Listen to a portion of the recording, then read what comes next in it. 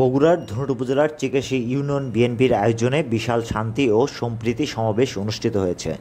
শনিবার বিকাল 5:30টায় জোরশিমল উচ্চ বিদ্যালয় প্রাঙ্গণে অনুষ্ঠিত সমাবেশে প্রধান অতিথির বক্তব্য রাখেন বগুড়া জেলা বিএনপির যুগ্ম সাধারণ সম্পাদক ও ধুনট উপজেলা বিএনপির সভাপতি সাবেক উপজেলা chairman A K M. Tohidul Alam Mamun. Chikeshi union বিএনপির সভাপতি জহুরুল ইসলামের সভাপতিত্বে সমাবেশে প্রধান বক্তা হিসেবে বক্তব্য রাখেন ধুনট উপজেলা বিএনপির সাধারণ সম্পাদক ভিপি আবুল মনসুর পাশা।